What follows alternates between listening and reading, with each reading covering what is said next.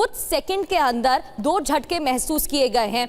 ऐसा क्यों हुआ है, क्या इसके मायने निकाले जा रहे हैं? क्योंकि सुनामी का भी अलर्ट है, ऐसा अमूमन देखा जाता है, अर्थक्वेक के बाद सुनामी का भी अलर्ट होता है। क्या ये सिर्फ कोस्टल एरिया में होता है या रीजन के हिसाब से ये डिफर करता है? और आफ्टर शॉक के तौर पर किसे देखा जाए, ये जो 2 झटके आए हैं या और भी भूकंप के झटके महसूस किए जा सकते हैं? क्योंकि वेव भी इसी तरीके से काम करती है, यानी कि अभी और भी झटके आ सकते हैं या ये मुख्य था?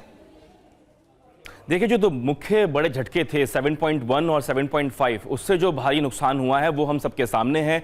भयावह तस्वीर निकल के सामने आ रही है वेनेजुएला से, और खास तौर पे वहाँ की राजधानी से जो एयरपोर्ट का हाल हमने देखा, जिस तरीके से ताश के पत्तों की तरह वहाँ की जो बड़ी बड़ी इमारतें थीं वो खत्म हो गई। और बाकायदा ये कहा जा रहा है कि करीब 10,000 से ऊपर का आंकड़ा अभी दिया जा रहा है। हालांकि ये सरकारी आंकड़ा नहीं है, उसमें बताया जा रहा है कि इतने लोगों की मृत्यु हो सकती है और कई लोग घायल भी हो सकते हैं। वहाँ की जो सरकार है उसने लोगों को हिदायत दी है कि वो अपने घरों से बाहर निकल के रहें, ओपन एरिया में रहें। और जो बात आपने की आफ्टर शॉक्स की, ये आमतौर पे पूरी दुनिया में देखा जाता है। जो बड़े भूकंप आते हैं वो दरारें छोड़ जाते हैं मकानों के अंदर और बिल्डिंग्स के अंदर, और उससे बचने के लिए जो आफ्टर शॉक्स छोटे, जो भी जिक्र भी कर रहे थे कि 5 रिएक्टर स्केल का या फिर 6.5 का, ये जो छोटे भूकंप आते हैं ये उन बिल्डिंग्स में जो दरारें आती हैं उसको और ज्यादा नुकसान पहुंचाने की क्षमता रखते हैं। ऐसे में सरकार सीधे तौर पे ये हिदायत देती है आमतौर पे लोगों को इस तरह के माहौल में कि वो अपनी अपनी बिल्डिंग्स को छोड़ के बाहर जाके रहें, और सरकार उनके रहने की और उनके खाने पीने की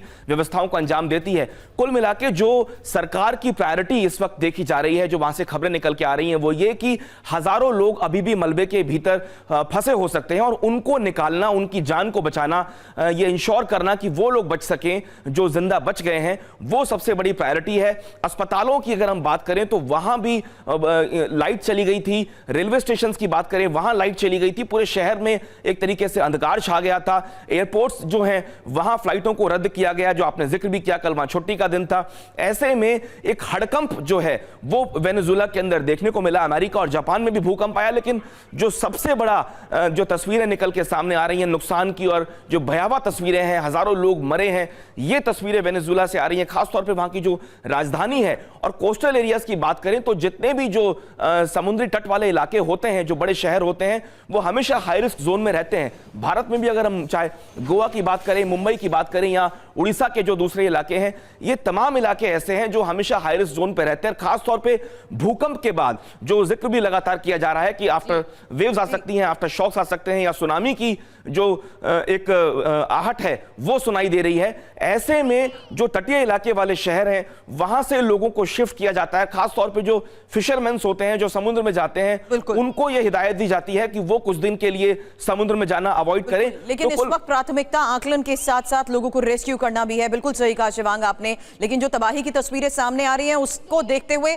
और जो आकलन लगाए जा रहे हैं और जो इस वक्त हालात हैं, कहना गलत नहीं होगा, खतरा अभी टला नहीं है। क्योंकि वेनेजुएला भूकंप की जो तस्वीरें सामने आई हैं उसमें समुद्र तट से तबाही का वो मंजर दिखा है जहां नाविकों ने तबाही की तस्वीरें कैमरे में कैद की। समुद्र के किनारे धूल का गुबार दिखा, और यही वजह है कि ज्यादातर तटीय इलाकों में सुनामी अलर्ट को देखते हुए भी खतरा अभी खत्म नहीं हुआ है।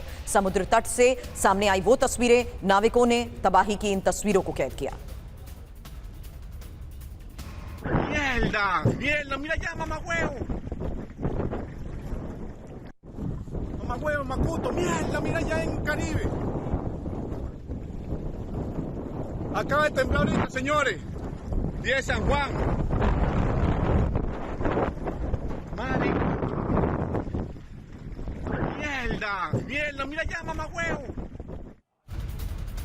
तो वेनेजुएला की राजधानी में तबाही का मंजर देखने को मिला है। काराकास में भूकंप से सबसे ज्यादा तबाही है क्योंकि ये मुख्य केंद्र बताया जा रहा है। कई मल्टी स्टोरी बिल्डिंग भूकंप से ध्वस्त हो गई हैं। ये देखिए एक और तस्वीर आपको दिखा रहे हैं अलग एंगल से, जहां धुएं का गुबार उठता हुआ दिखाई दे रहा है और high rise building, multi storey buildings भी दिखाई दे रही हैं। कई इमारतें धराशायी हो गई हैं, कई घर बर्बाद हो गए हैं, मलबे में तब्दील हो गए हैं। और एक और तस्वीर तबाही की आपके सामने। भूकंप के दौरान ही एयरपोर्ट पर डरावने मंजर की अब एक और तस्वीर देखिए। भूकंप से एयरपोर्ट के अंदर मची भगदड़ की वो तस्वीर है जहां जान बचाने के लिए लोग भागते रहे। ब्लैकआउट हो गया, कुछ ही सेकंड में ब्लैकआउट हो गया।